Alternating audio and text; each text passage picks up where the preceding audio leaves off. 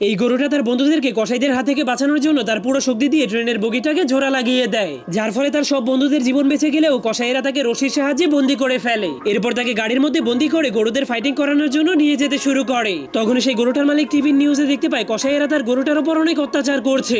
এই জন্য সেই গরুটার মালিক জলদি করে তার মেয়েকে নিয়ে জনিকে খোঁজার জন্য বের হয়ে যায়। এরপর এই লোকটা একটা লাল কাপড় নিয়ে সেই গরুটার সাথে ফাইটিং করার জন্য মাঠে নেমে যায়। এরপর তার সামনের দিক থেকে গরুটাকে ছেড়ে দেওয়া হয়, কিন্তু জনি নামের এই গরুটা ফাইটিং করতে একদমই পছন্দ করতো না। এই জন্য সে তার সামনে হাজার হাজার দর্শকদেরকে দেখে অনেক ভয় পেয়ে যাচ্ছিল। তখন সেই লোকটা তার সামনে লাল কাপড় নিয়ে দাঁড়িয়ে তাকে লড়াই শুরু করতে বলে, কিন্তু জনি অনেক ভয় পেয়ে সেই লোকটার কাছ থেকে পিছিয়ে যেতে শুরু করে। এই জন্য সেই লোকটা পিছনের ঘোড়ায় বসে থাকা মানুষদের দিকে ইশারা করলে সেই মানুষগুলো জনিকে ধারালো অস্ত্র দিয়ে তার দিকে ঠেলে দেয়, যার কারণে জনি প্রচন্ড ব্যথা পাওয়ার কারণে সামনের দিকে ফুল স্পিডে দৌড়াতে শুরু করে দেয়। তখনই সেই লোকটার হাত থেকে লাল কাপড়টা ছুটে জনির সিংহের সাথে আটকে যায়, যার কারণে জনি তার চোখে কিছুই দেখতে পারছিল না। এই জন্য লোকটা তার কাছ থেকে সেই কাপড়টাকে নেওয়ার চেষ্টা করে, কিন্তু